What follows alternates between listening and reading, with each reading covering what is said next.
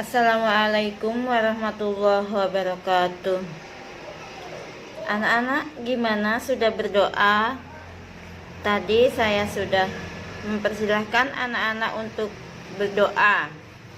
Semoga anak-anak betul-betul berdoa ya, meskipun saya tidak melihat anak-anak sekalian.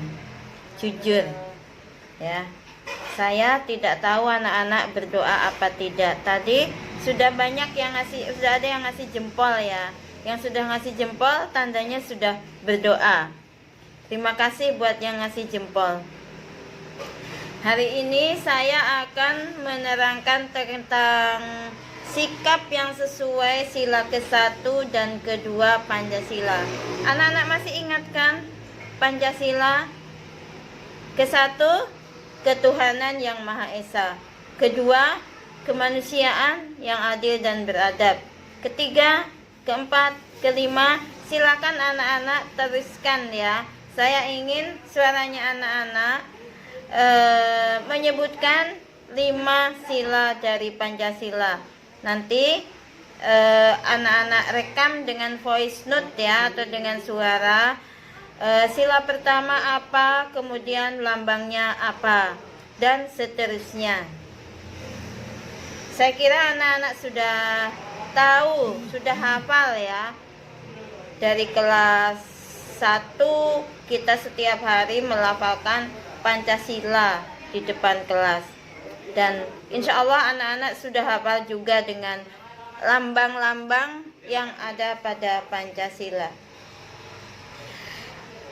Saya akan menerangkan sedikit tentang contoh perilaku sikap yang sesuai dengan sila ke-1. Sila ke-1 yaitu ketuhanan yang Maha Esa. Tentu saja sila ke-1 ini hubungannya dengan hubungan antara manusia dengan Sang Khalik ya. Antara manusia dengan penciptanya. Tentu saja meyakini bahwa Allah itu ada ya, bahwa kita ini diciptakan oleh Allah Subhanahu wa Ta'ala. Dan yang nomor 2, anak-anak karena percaya bahwa Allah itu ada, maka bertakwa kepada Tuhan yang Maha Esa, kepada Allah Subhanahu wa Ta'ala. Bertakwa itu melaksanakan semua perintahnya dan menjauhi semua larangannya. Anak-anak tadi saya harap jujur ya. Kalau sudah jujur berarti anak-anak sudah melaksanakan perintah Allah Subhanahu wa Ta'ala. Kemudian menghormati agama lain. Misalnya begini, anak-anak punya teman yang beragama selain Islam, atau biasanya dikatakan non-Muslim. Anak-anak jangan, aku nggak mau, dia kan bukan orang Islam, nggak mau berteman. Jangan ya. Tetap berteman ya, tetap berteman, menghormati agama orang lain sesuai dengan Undang-Undang Dasar Negara Republik Indonesia tahun 1945 pasal 29 ya. Kemudian tidak mengganggu peribadatan orang lain yang berbeda agama. Misalnya anak-anak pergi ke suatu tempat. Nah, di tempat itu ada gerejanya. Di hari Minggu, anak-anak jalan-jalan, goes-goes melewati gereja. Nah, di gereja itu sedang melaksanakan kebaktian. Anak-anak tidak boleh mengganggu, ya, karena kita pun tidak mau diganggu dengan oleh agama lain, ya. Jadi ketika kita tidak mau diganggu, maka mereka pun juga sama seperti kita tidak mau diganggu. Kita jangan mengganggu kalau tidak mau diganggu. Selanjutnya, menjaga kerukunan antar umat beragama di lingkungan sosial masyarakat. Andai di lingkungan kita ada non-muslim ya, ketika orang-orang muslim mengadakan kerja bakti atau mengadakan acara-acara ya, jadi untuk kerukunan maka kita juga mengajak tetangga kita yang non-muslim menjalankan ibadah sesuai dengan agama yang dianut. Nah ini ya, jangan mentang-mentang kata Bu Imas kita harus menghormati agama lain.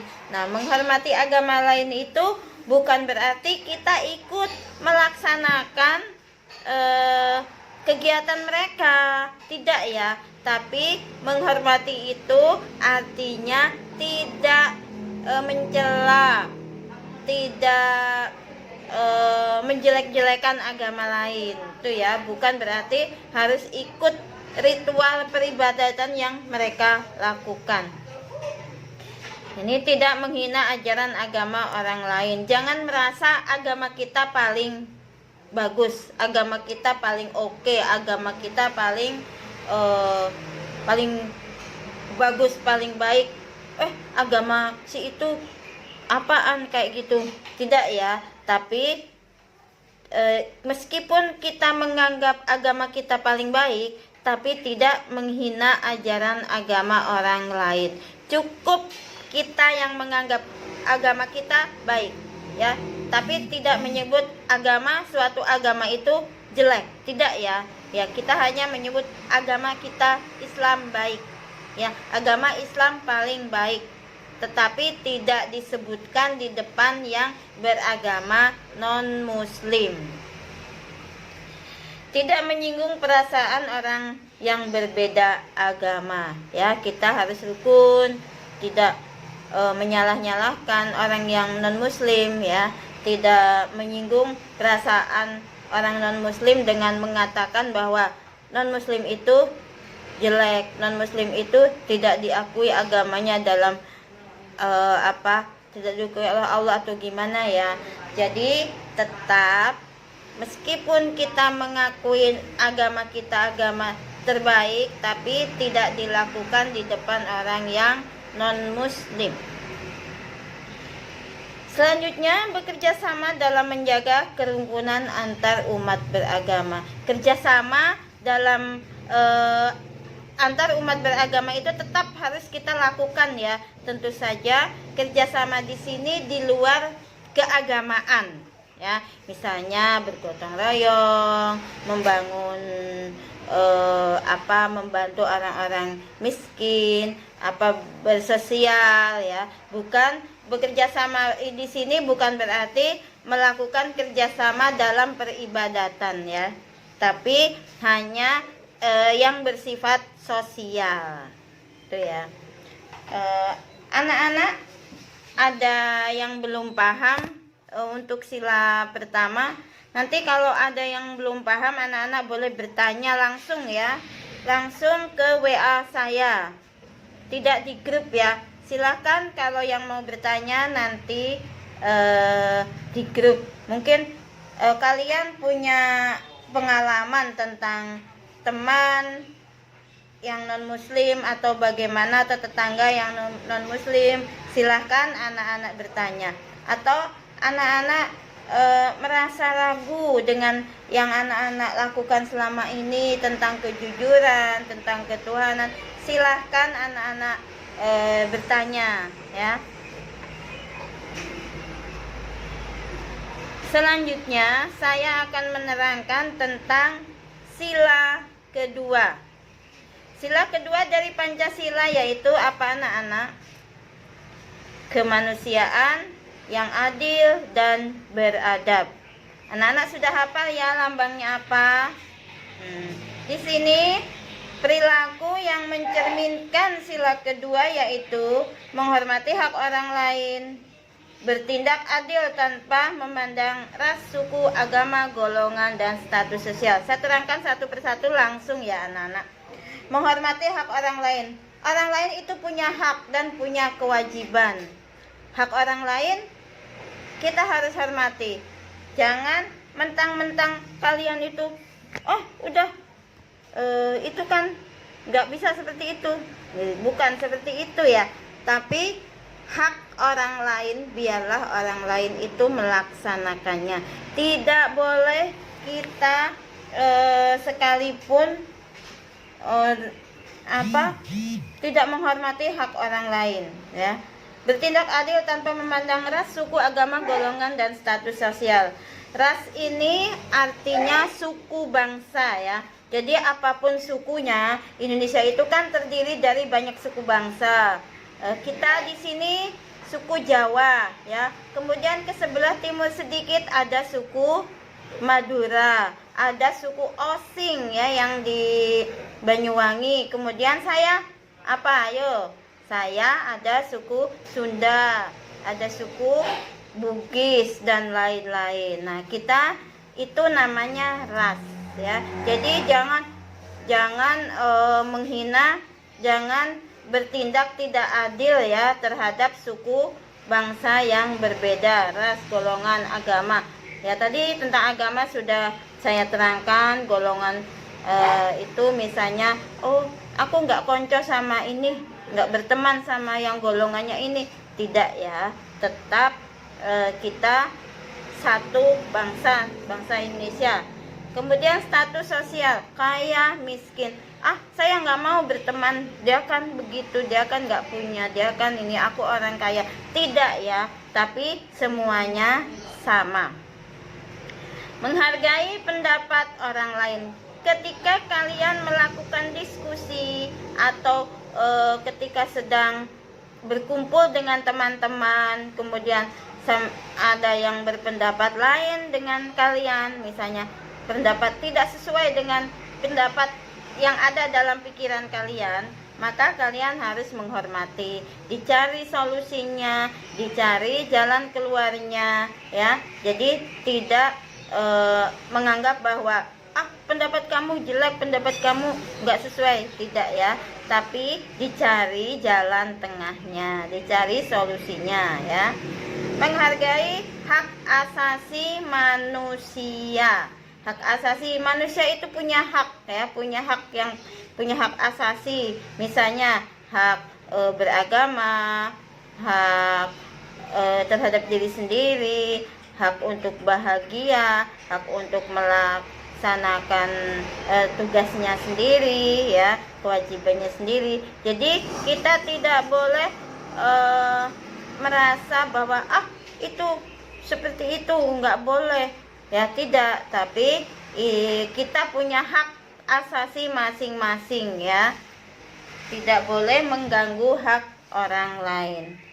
Membangun sikap gotong royong ini merupakan ciri khas dari bangsa Indonesia ya. Ciri khas dari bangsa Indonesia itu gotong royong. Apapun yang kita lakukan di rumah kita, di lingkungan sekolah kita, di lingkungan masyarakat kita, selalu ada yang namanya gotong royong. Contoh, di rumah ada ayah, ada ibu, ada mbak, ada emas ya. Nah, ada kalian. Nah, itu melakukan pekerjaan di rumah gotong royong. Jadi tidak ayahnya toh yang kerja, tidak ibunya toh, semua dilakukan ibunya, tapi kalian harus membantu.